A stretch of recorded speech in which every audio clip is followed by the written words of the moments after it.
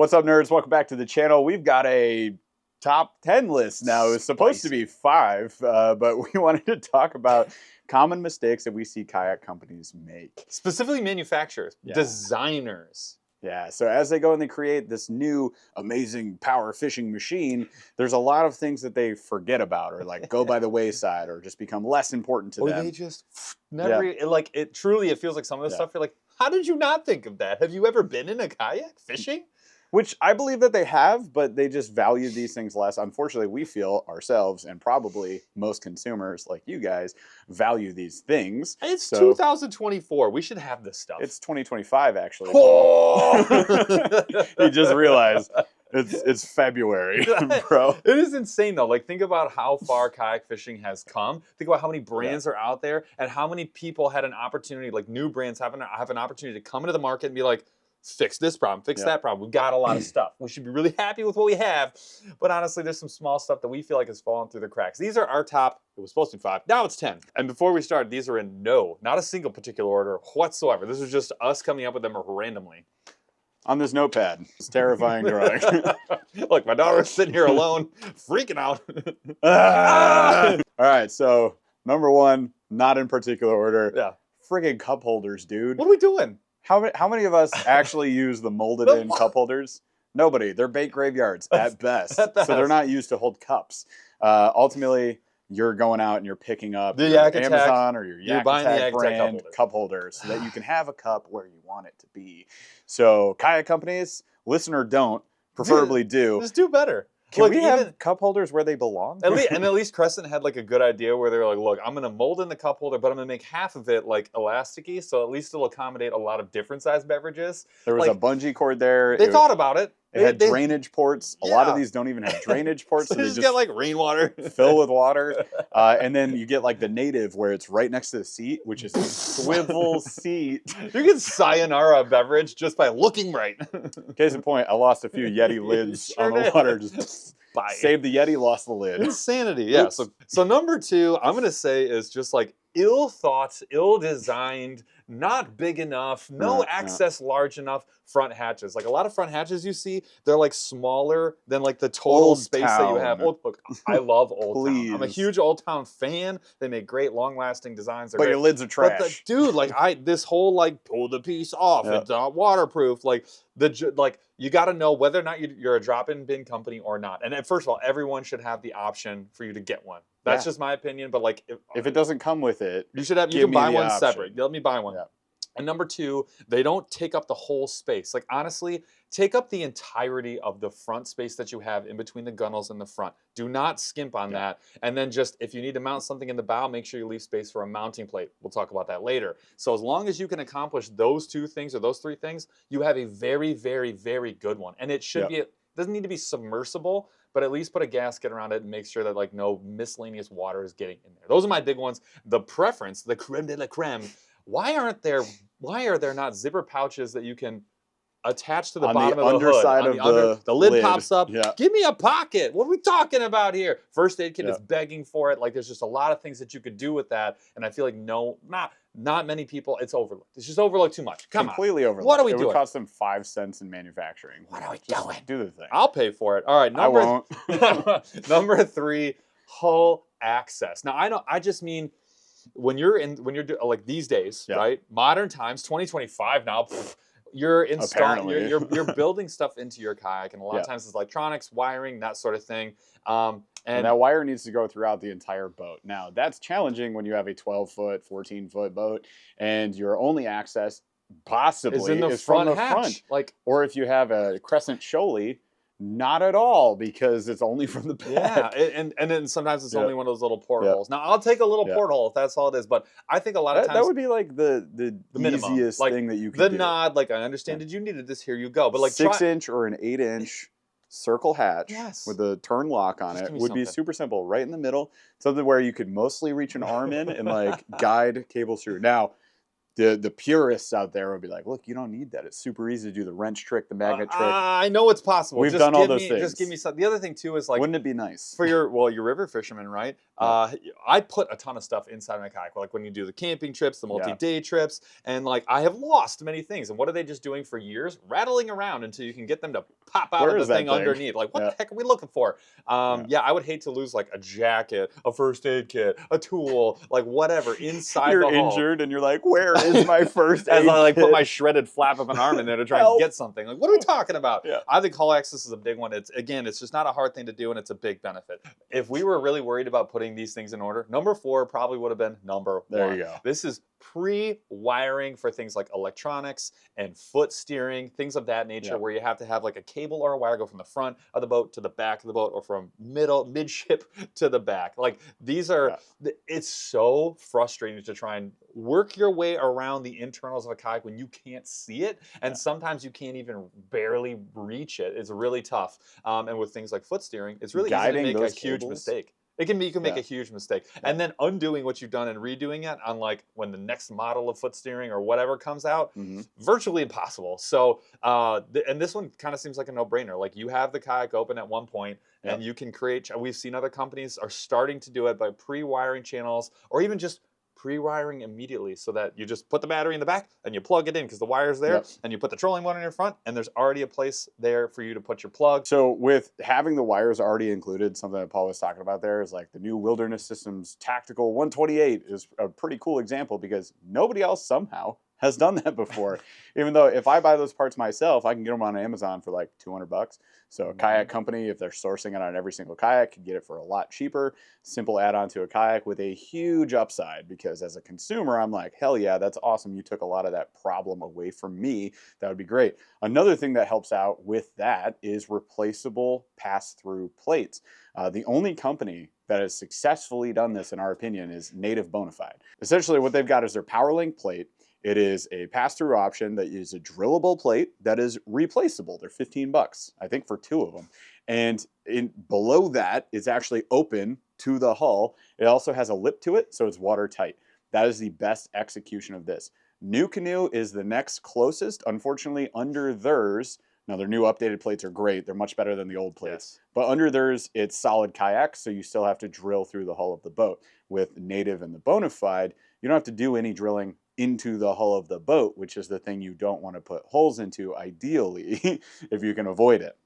So you would just drill that PowerLink plate, and you can attach all sorts of stuff to it. They're super accessible, and they're generally in the middle of the boat, in the front of the boat, and in the back of the boat, making it hyper convenient to wire said boat. So we feel that every brand should just do that. Now, granted, that's going to be like Native Bonafide's thing. They own that one, but New Canoe made a version, so everybody can make their own version. Well, Hobie has the pass-throughs and their hull access little tiny ones thing, but very effective. Yeah, and this was made because they also have the center hatch. That's right, and they made a lot of this. They were like really the first ones to have that built into the model that I know about. Bonafide Native made it bigger. Exactly, and like I'm fine with both options. Like having the option to where I can run wiring without having to drill into the kayak is like if you want to. Benefit. Yeah, and if not, you just leave it as is. I just think like it's something that kayaks should have these so days. Convenient. And I mean, we're talking about more expensive kayaks, but like a lot of this stuff is not. It doesn't have to be. All these parts are cheap. Yeah, not particularly. Every company could make this mid-range and up.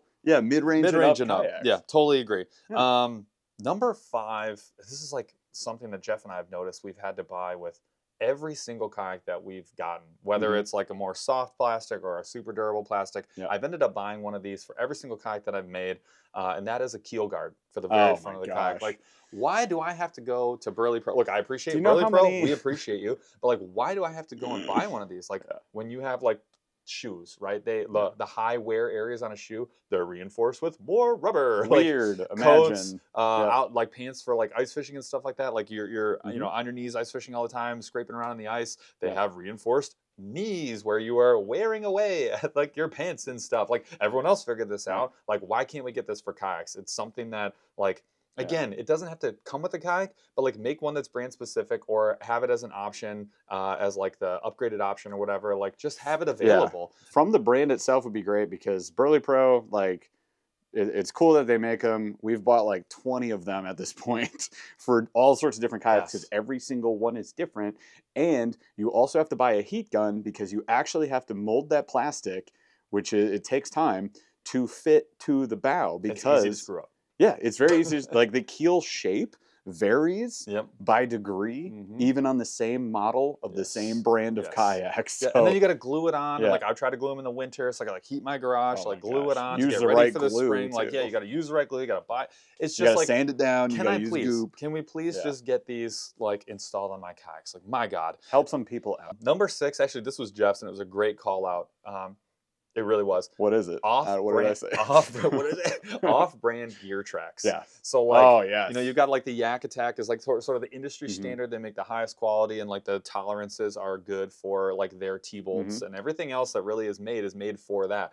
There are some off-brand companies that make these and install them on their kayaks, and like they're plastic, and they have like different angled ridges on the ends, or like the tolerances are different, and you can like kind of sideways put in like the sometimes you can, T-bolts. sometimes you can't. So what we want to be universal is the width of the track itself, because the T-bolts, you should be able to flip them in sideways. That way you can pop something new in between two accessories instead of native having to take off all the accessories and put the new one in new order, because they only slide in and off the sides. And native, can you please make space on the molded in track, because they recess it, because you have to loosen the track to get the thing out, especially on the rear of the boat. Same with Crescent. Look, I love that Crescent reduces the price by having the plastic ones in there, but the tolerances are so different, and they're not quite as strong as the ones available that you buy like typically. And so like putting electronics on there can be a problem because they just wobble around. So you find yourself replacing them with Yak Attack and Catch ones. You got them because they came with the kayak. Yes. And then you're buying more. Like, but then you're just not happy with it. And the other challenge is a lot of these accessories, especially Yak Attack, they actually have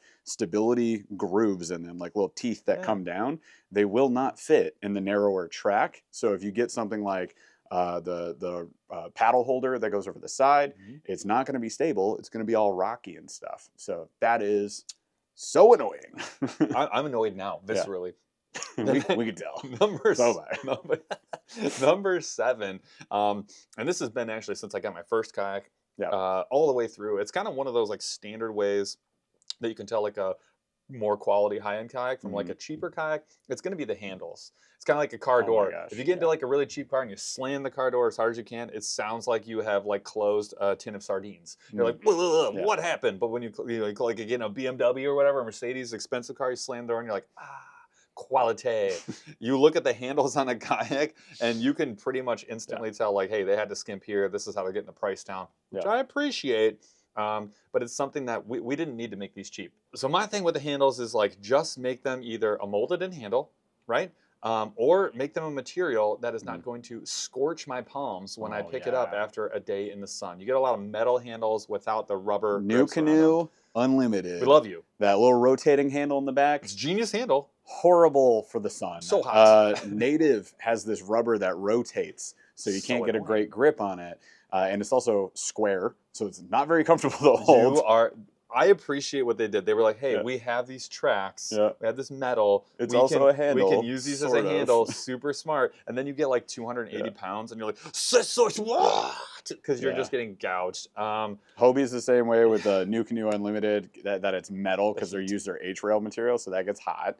And then I think like kind of fan of Old Towns, especially when they have the molded in ones. The molded in ones, they're comfortable. They're really nice. It's maybe my favorite handle. Yeah, and then the strappy ones, look, they do last. They work. But the way they screw in, it just makes me a little nervous. It's like, that is not the solution. I like the molded in handle, the plastic handle, and just well thought out. That's what I'm looking for. So Jeff and I are actually testing something out for the New Canoe handle in the back, because that one is really nice. The big metal hinged one, so nice. It just needs to be coated. So we're actually something else. I grabbed bike grip rubber grippies, and we're gonna wrap it and see how that works. Hopefully, highly recommend. It's an upgrade. Well, I'm gonna try. It's gonna be. I know people are doing it already. It should be good. So yeah, crappy handles. Stop that. So next up happens to also involve handles usually. mounting God, plate. Yeah. I'm still having like discomfort thinking about It's it. painful. We're talking about mounting plates. Specifically, the painful one we're talking about is a mounting plate for the bow, which is to do your bow mount motors to, right? And unfortunately, the one specifically from New Canoe has very sharp edges. It's made of that starboard, like super thick, dense plastic. They can't make rounded things out of that. Right. They like basically laser cut them, I think, Yeah. and so it's only sharp edges. Yeah. So I appreciate that this plate exists. Very uncomfortable. But it's like the worst handle ever. Yeah, when you're dragging that thing around, you're going to know about it. Get a glove. You'll remember. But we're going to wrap the bike handle material Sure around am. it, and hopefully that is going to help us out, so we'll try that out. But yeah, most of these bow mount plates, one, either the company hasn't thought out a spot for the plate to go.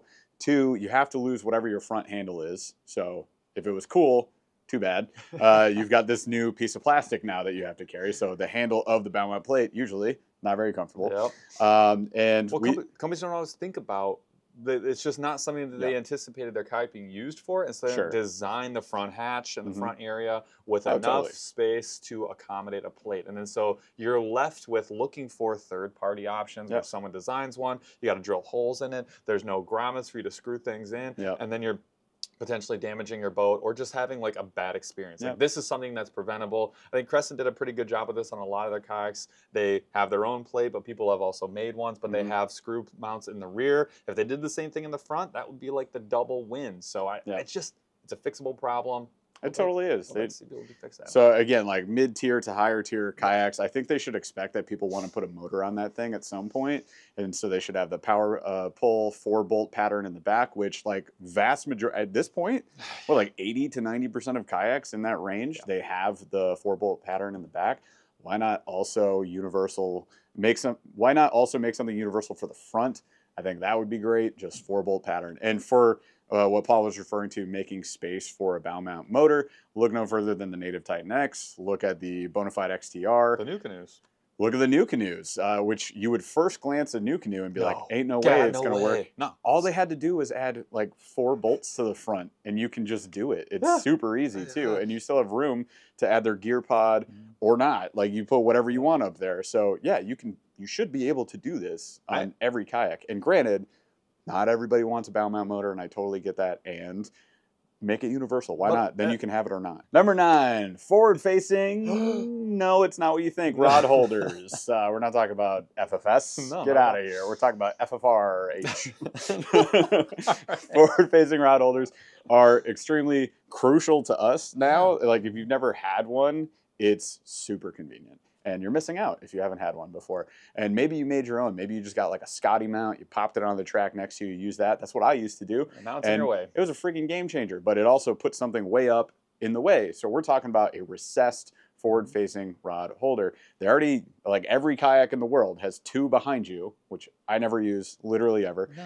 I would rather just have the one up front, specifically on the right side, which is just easier for landing fish for most people. If you're right-handed, yes. If you're right-handed, because you're working the fish with your right hand, like because you're right-handed, you got the net with your left hand, and then I want to just be able to put my rod down, and then when that happens, there's actually a couple of other things to do. One, it opens up your hands but keeps your rod out of the way for you to handle the fish, do your catch, photo, release, and put them back and all that. But you don't have to like do anything. The other thing that's really nice is when you're tying up, you have something to hold your lure, like basically right in front of your face. You can just grab it, change out your lures, tie it up, grab your rod, go fishing. Leader line, respooling reels, restringing a rod. All that kind of stuff. Leader line is probably the biggest one. Leader line is huge for that. So I'm trying to, if you're sitting there trying to tie an FG knot, try and do that while your rod's like flopping around the deck. It's so much better to have it. It's not easy. Once you have it, you really can't go back. It's one of those accessories where you get it and you're like, how could I not have this now? Yeah, with the vast majority of kayaks being prepped for a kayak crate to go in the back, and most kayak crates, whether you got a milk crate or a fancy black pack, you got rod holders on it. I don't need the rear rod holders. I never ever use them. Just flip one around. Just flip one around for me, please. And it doesn't have to be in the best spot. It can be a little bit far forward. It can be a little bit farther back. Over here be somewhere. At a hip pocket. Yep. Just get it somewhere within the middle third of the kayak, and I'm good. Like, that's all I really need. Please. And thank you. All right, so last but definitely not least, we feel there should be a space for a bait graveyard. Wait, we say what? So a bait graveyard is when you use a bunch of plastics, they get torn up, and then you chuck them somewhere in your boat. In the Hobies, it used to be like the front right footwell area. We would just go boop, this little corner. Yep, and it would just be flopping around there. Unfortunately, that could like fall down the drive, and then you're just putting a bunch of plastic in the water, which is stupid. So instead, what we'd like to have is some sort of like netted side pocket, open side pocket, or something that I really want to see if we can try this kayak out. But the Wilderness Systems Tactical 128 up front actually has 2 hatches like it's a friggin' bass boat. Yeah. And in those hatches, you can just toss your baits that you're not using. But that way they're out of the way. It makes life so much easier for cleanup when I get home. Because like I actually use the Kayak cup holder. That's what I bought another one because that's great graveyard. That's a great graveyard. But like, why is it so high and all this other stuff? Like when it could just be like a little take my molded cup holder and move it somewhere to the front. Move it somewhere to the front, and that's what I'll use it for. Like that's all I need is like a little area. And what make it a little bigger too, and then I'll throw all my baits. Holler. And what I end up doing is like, let's say like, oh, underspins didn't work. Pam, throw it in on the one side. Oh, Ned rig, I'm done with this color. Pow. And then when I get home, it's all right there, and I just grab that whole handful and I bring it either down here to like disassemble it, clean up my hooks and all that, dry everything off, or take my plastics and put in my big bucket to repurpose them for later, to melt them back down, right? And I can take care of all that, and it's not like 98 things inside my boat with hooks floating around everywhere. Like, let's just make this easier. So, end of the day, all of these 10 things would be like pretty low cost for a kayak company to have added to their kayak builds. But like, and escalate the value would be huge in terms of value and shouldn't really knock up the MSRP that much at all, but is a big win for the consumer. So it'd be really cool if maybe some kayaks companies would do this. Wouldn't that be great? Hey, if you want help designing your next kayak and we give you these 10 things, that list could be doubled very quickly. So if you want some help, we know some guys. Us specifically, probably like to help you, because like, look, I mean, how many times have you gotten into a kayak and been like, this is almost perfect? A lot of times. Wilderness Systems, 7 out of 10 for life. Yeah, I mean, like people. There's just a few things that could, if they did those things, it could be perfect. And even like the Native, where I got it, and I'm like, man, this is pretty amazing. There's a few things that definitely knock that back as well. So I don't think we've found a perfect kayak yet, and I don't know if we ever will. And there will there's never going to do some of this stuff. And there's never going to be a perfect kayak for everybody. But these are things that we feel like serve every single kayak. Yeah, they serve every kayak angler in some way or another without detrimenting the design of the kayak. Like none of these things would detract from a kayak's ability. So I'm not saying make every kayak super stable or make every kayak super fast or make be able to stand up and jump in a circle. Yeah, like we understand. Why can I backflip on my kayak? I don't get it. Like we understand that there's certain things that would detract from designs. Like, but I don't think having a front hatch that maximizes space or has the option for a drop-in bin detracts from any of the designs. I don't think a forward-facing rod holder detracts from any of the designs. I don't think having a little bait graveyard molded in somewhere, just a little cup somewhere. Wiring plates, ability for a bow mount. None of these are like taking away from the design. So you can still have like your fast kayak design, like a Crescent. You can have your super stable design, like a Native Titan X. Like you can have those and just make sure those things are in it. Also, cup holder next to swivel seat. What are we doing? Native. What a miss. It is just a bait graveyard. That's what it is. It's a great one, but now I don't have a cup holder. Yeah, but where does my cup go? Yak attack. All right, you guys, that's all we got for this video. What do you think of our top 10 list? Let us know what you guys think in the comments below, and if we missed anything, obviously. What is your gripe? Air out your gripes in the comments below, please. That would be fantastic. And we'll catch you on the next video, okay? Bye.